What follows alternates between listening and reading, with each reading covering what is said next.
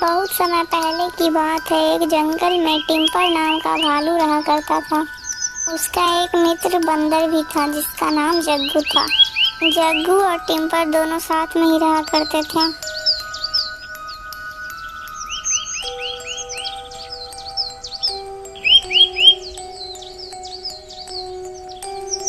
मित्र, आज तो मेरा मन कुछ मीठा खाने को कर रहा है।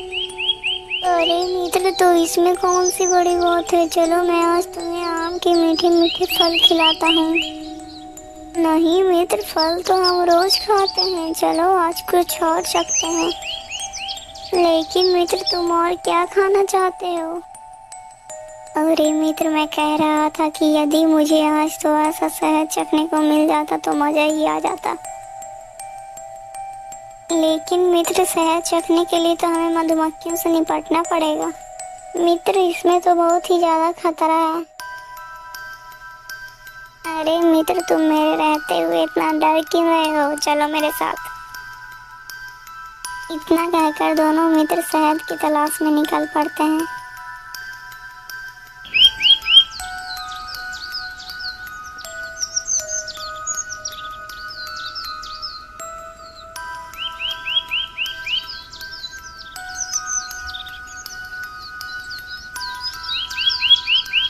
अरे मित्र, मुझे इस तरफ से शहद की बहुत अच्छी खुशबू आ रही है। तभी वे दोनों उस शहद की तरफ चल पड़ते हैं। तभी वो लोग देखते हैं कि एक पेड़ पर बहुत सारी मधुमक्खियों ने एक बहुत बड़ा छत्ता लगा रखा है। यह देखते ही भालू के मुंह में पानी आ जाता है। अरे मित्र, जल्दी करो, मुझे यह शहद देखकर रहा नहीं जा रहा है। लेकिन मित्र, यह मधुमक्खियां हमें नहीं छोड़ेंगी। लेकिन मित्र, तुम चिंता मत करो। तुम जल्दी से एक पत्थर उठाओ और उस छत्ते पर मार दो। जैसे ही बंदर एक पत्थर उठाकर छत्ते पर फेंक कर मारता है तो सारी मधुमक्खियां उन दोनों को काटने के लिए उड़ पड़ती हैं।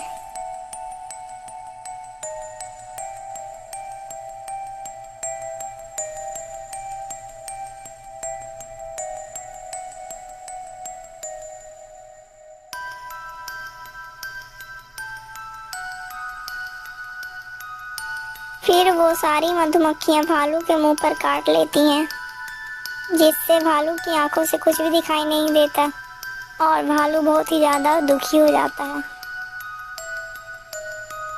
अरे मित्र, तुम चिंता मत करो, तुम्हारी आंख की बहुत जल्दी ही सही हो जाएगी। ये फल खा लो तुम।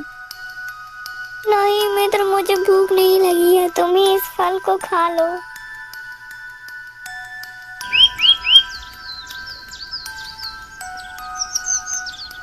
इसी प्रकार बहुत दिन गुजर जाते हैं, लेकिन भालू की आंखें ठीक नहीं होती हैं, जिससे भालू और भी ज्यादा दुखी हो गया था। बंदर उसे कुछ भी खाने को देता लेकिन भालू नहीं खाता था।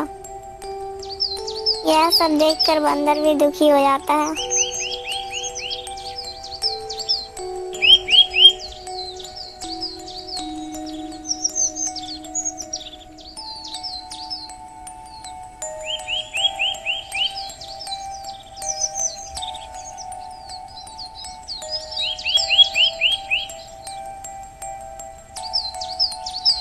क्या बात है जग्गू भैया, आप इतना दुखी क्यों हो। क्या बताऊं चुलबुली बहन, मेरा मित्र 7 दिनों से बीमार है। उसकी आंखों से कुछ भी नहीं दिखाई दे रहा है। जग्गू भैया, आप बिल्कुल भी परेशान मत हो। आप गजराज के पास जाओ, वह आपको इसका उपाय अवश्य बताएंगे।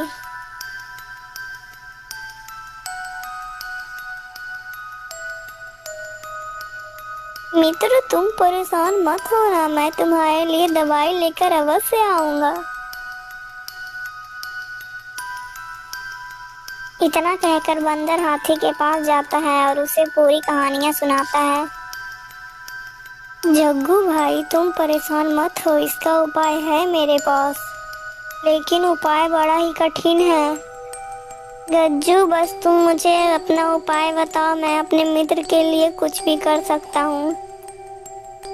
तो फिर सुनो जग्गू, यहाँ से पहाड़ी के उस तरफ एक घने जंगल में एक जादुई वृक्ष है, और अगर उसी वृक्ष का उस फल तुम्हारे मित्र को खाने के लिए मिल जाए तो उसकी आंखें जरूर ठीक हो जाएंगी। ठीक है गज्जू, मैं अब उस वृक्ष का फल जरूर लाऊंगा। अब मैं चलता हूँ।